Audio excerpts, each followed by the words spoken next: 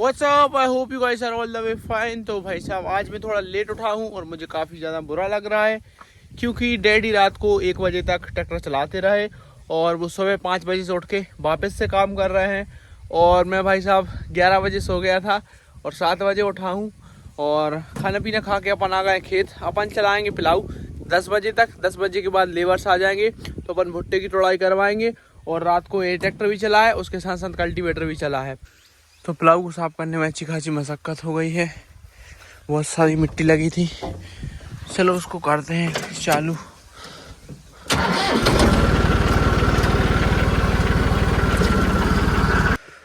तो भाई साहब इसकी स्टीयरिंग की जो सील है वो लीक हो गई है। आप देखो मैं स्टीयरिंग काट रहा हूँ, स्टीयरिंग काट नहीं रही, टायर नहीं हिल रहा है और ज़्यादा काट रहे हैं तो ऑयल निकल रहा है।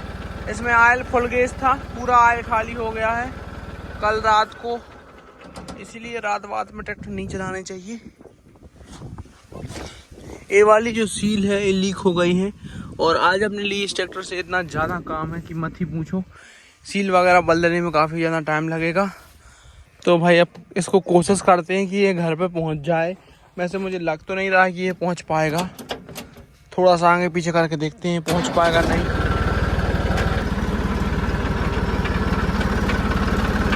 कितनी आ रही, चल लेंगे आज दिन भर को काम।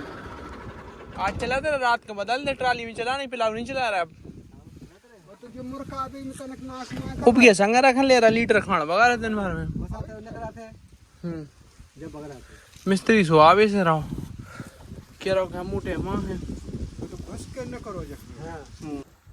तो भाई साहब इसमें थोड़ी और ऑयल डालनी पड़ेगी अपन को।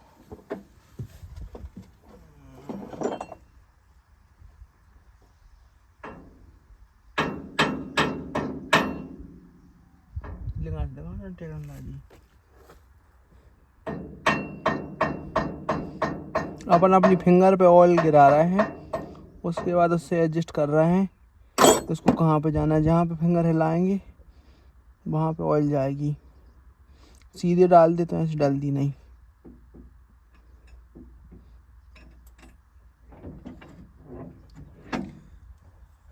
तो इसमें अपन ने ऑयल डाल दी है और पूरी पिनों में ग्रीस कर दिया है जो सामने वाली हैं। अब मुझे लग रहा है ये दिन अपना निकलवा देगा और रात को अपन इसकी सीलें चेंज कर देंगे। तो अपन को फोर्ड 3600 भी नहीं लेके आना पड़ेगा और अपना काम भी चल जाएगा। लेकिन आज जो प्लाऊ का काम है वो टोटली बंद रहेगा, इतना हो पाया है। तो भाई साहब इस ट्रैक्टर को चलने लायक बना दिया है और बस लेके चल रहे हैं। आज अपन यहाँ पे डंपिंग कर रहे हैं भुट्टे की। तो भाई साहब मक्के की तोड़ाई चल रही है और जो वैरायटी आप सामने देख पा रहे हो ये VNR की 4352 वैरायटी है। अच्छी वैरायटी है भाई साहब, सस्ती वैरायटी है, पर 9126 को टक्कर देती है, उसी के जैसे लगती है। भुट्टे का साइज भी बढ़िया रहता है। अपन ने लास्ट ईयर भी लगाया था, इस साल भी लगाया है और बेड प्लांटेशन में तो इसके बहुत बढ़िया रिजल्ट आते हैं। और अभी तक अपन ने 2 ट्रॉलियाँ पहुंचा दी हैं, ये तीसरी ट्रॉली भरी जा रही है। उसके साथ साथ जो बीस हैं वो बहुत ज़्यादा परेशान कर रही हैं, यानी कि बढ़ रही हैं, बहुत ज़्यादा परेशान कर रही हैं। काफ़ी डिफरेंट टाइप की बीस होती हैं, एक हनी बीस, एक नॉन हनी बीस होती हैं, वो बहुत ज़्यादा परेशान कर रही हैं। इन पत्तों में बहुत ज़्यादा तादाद में लगी हैं। क्या होता है कि मौसम खुल जाता है और हनी बीस अपने जो छत्ते वगैरह हैं वो पत्तों पे बना लेती हैं, तो जैसे लेबर्स भुट्टे तोड़ते हैं तो उनको काट देती हैं। काफ़ी सारे लोगों को बहुत ज़्यादा काट भी दिया है, पर चलो कोई ना, काम तो करना पड़ेगा, तो तोड़वा रहे हैं। और ऐसा कोई बंदा नहीं है जिसको काटा नहीं हो, मुझे छोड़ के बस मुझे नहीं काटा है और काटे भी ना, क्योंकि मुझे बहुत ज़्यादा सॉइलिंग हो जाती है। 4-4 5-5 दिन रहती है। और भैया जो हैं वो मल्चर और थ्रेसर का काम देख रहे होंगे। मैं तो पिछले 8-10 दिन से भुट्टे की तोड़ाई में ही लगा हूँ, दिन भर भुट्टे की तोड़ाई करवाता हूँ। तो आप बेड प्लांटेशन में और नॉर्मल प्लांटेशन में डिफरेंस देख पा रहे हो। इसके बाजू में जो वहाँ पे आपको दिख रही है वो नॉर्मल प्लांटेशन है, बिल्कुल खाली सा खेत है। बेड प्लांटेशन बहुत बढ़िया प्रोसेस है, बारिश के टाइम पे कोई भी फसल लगाओ तो कोशिश करो कि बेड पे ही लगाओ, क्योंकि अपन को पता नहीं रहता है कि कितनी बारिश हो जाए। इस बार किसी ने उम्मीद नहीं की थी कि इतनी बारिश होगी और बहुत ज़्यादा बारिश हो गई है। तो एक खेत ऐसे नहीं है कि इनमें पानी वगैरह भरता हो, ढलान वाले खेत हैं, उसके बावजूद भी बहुत सारा मक्का जो है वो ख़राब हो गया है। देखो आपको छोटे छोटे से पौधे दिख रहे होंगे और बाकी भुट्टे वगैरह अच्छे आ रहे हैं बेड वाले मक्के के। दिखा देता हूँ, इनका भी कोई साइज बहुत बड़ा नहीं है पर हाँ डिसेंट है।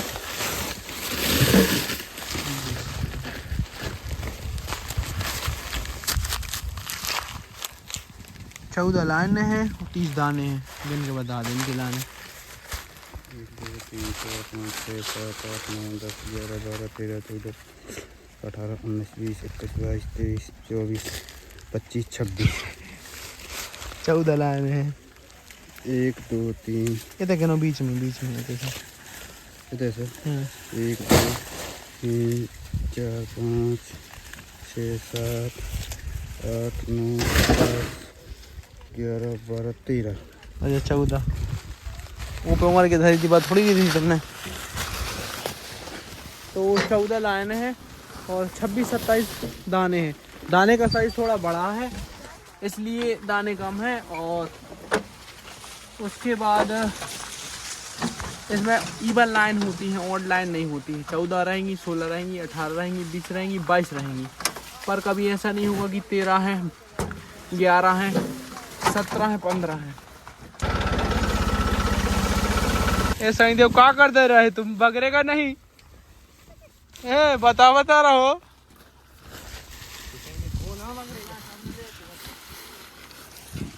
वो ट्रैक्टर आ नहीं पाया है मित्रों, ये ट्रॉली भर गई है। बेड प्लांटेशन की शक्ति धूम मचाए। तो भाई साहब आज की चौथी ट्रॉली भी भर चुकी है। आज अपन ट्राई करेंगे कि कम से कम 10-12 ट्रॉली माल तोड़ लें।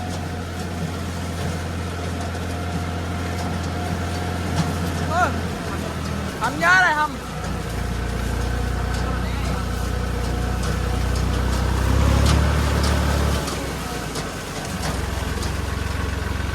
हाँ कुछ लेना बगैर है। तो भाई साहब ये CP 201, इसका भी परफॉर्मेंस बढ़िया रह रहा है। इस खेत में अपन ने काफ़ी सारी वेराइटियाँ लगाई थी ताकि अपन को पता चल सके कि कौन सी वैरायटी कैसी। इसमें 91 26 भी थी, 43 52 भी थी और CP भी थी। Evening half has been started.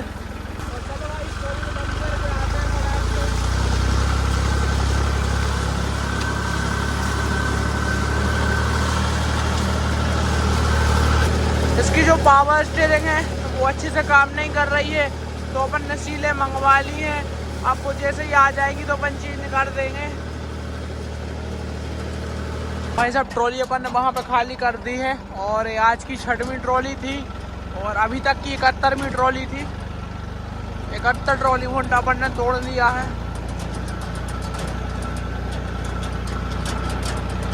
और देखते हैं भाई कितना निकलता है।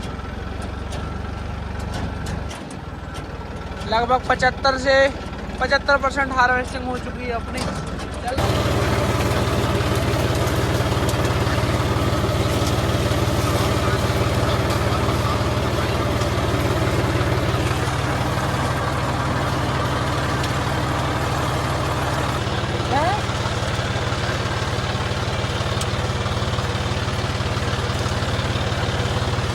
सब आज तो ट्रॉली ढोड़ो परेशान हो गए। एक ट्रॉली लेके आते इतने में दूसरी भर जाती है। लीड भी भाई साहब थोड़ी लंबी है, थोड़ा लंबा जाना पड़ता है। जब तक वापस आते हैं जब तक वो वाली भर जाती है। तो भाई साहब ये जो पिलाव हुआ है इसमें जल्दी से जल्दी रोटर चलाना पड़ेगा, वरना ये हार्ड हो जाएगा तो फिर अच्छी मिट्टी बारीक नहीं होगी। तो आज रात को अपन रोटर चलाने का काम स्टार्ट करेंगे और कोशिश करेंगे इस पर सारे रोटर चला दें।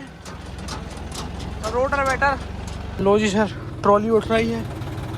उधर भी कोई नहीं है, मैं भी उठ गया हूँ। अब पता नहीं कहाँ से बच गया भाई। थैंक गॉड सही टाइम पे नीचे आ गया।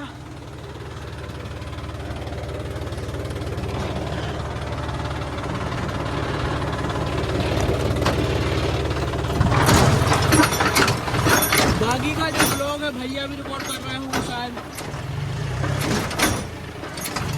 वो शायद मक्का वाले थ्रेसर पे है।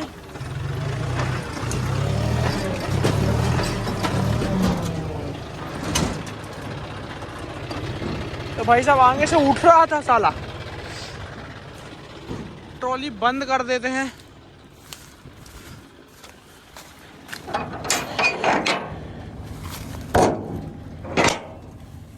तो भाई साहब जो CP 201 वैरायटी है, ये भी भाई साहब बहुत ताबड़तोड़ वैरायटी है।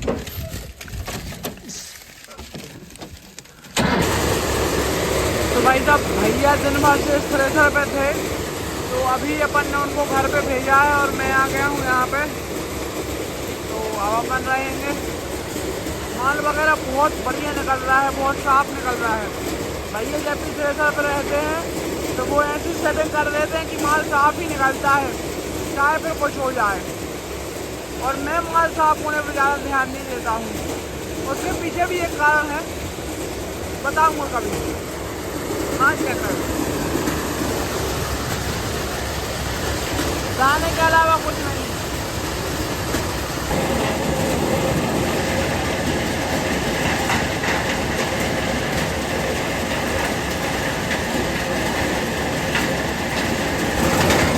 भाई साहब जो इसमें भुट्टे वगैरह गिरने की समस्या आती थी, उसको भी अपन ने पूरी तरीके से ख़त्म कर दिया है। जब वो इस थ्रेसर को लेके आए थे, यहाँ से रेगुलरली भुट्टे गिरते थे। मैं आपको वीडियो डाल दूँगा, फिर आप ये देख सकते हो। अपन ने वेल्डिंग शेल्डिंग करके इसको 100% सक्सेस बनाया है। यहाँ पे एक पेटी लगाई है और यहाँ पे एक चद्दर लगाया है, सामने आपको दिख रहा होगा। इसमें अपन ने काफ़ी सारे सुधार किए, जब जाके ये थ्रेसर 100% सक्सेस हुआ है। कंपनी वाले बहुत सारे लूप होल जोड़ रहे हैं थ्रेसरों में और किसान को आके परेशान कर रहे हैं। लेकिन हम लोग तो ऐसे हैं कि उन चीज़ों को सुधार लेते हैं। बाकी जो किसान हैं उनको नॉलेज नहीं है या फिर वो इतना करना नहीं चाहते हैं या करते नहीं हैं, उनको दिक्कतें बहुत ज़्यादा जा रही हैं। इस थ्रेसर में कम से कम 25 चीज़ें ऐसी हैं जो कि अपन ने अपनी तरफ से लगाई हैं, जब जाके थ्रेसर 100% सक्सेस हुआ है। वरना यहाँ दिक्कत, वहाँ दिक्कत, यहाँ दिक्कत, वहाँ दिक्कत, सारे में दिक्कतें थी। कभी ट्रैक्टर बैठ जाता था, कभी कुछ हो जाता था। बहुत मशक्कत करके इसको सक्सेस किया है और अभी सक्सेस ऐसा हो गया है कि जैसा मर्जी चला लो, दिन में चला लो, रात में चला लो, गीले माल में चला लो, सूखे माल में चला लो, बस थोड़ी सी मेहनत लगी है। अगर आप कमेंट में बोलोगे कि भाई बताओ आपने इसमें क्या क्या सुधार किया है, तो मैं वो भी आपको बता दूंगा।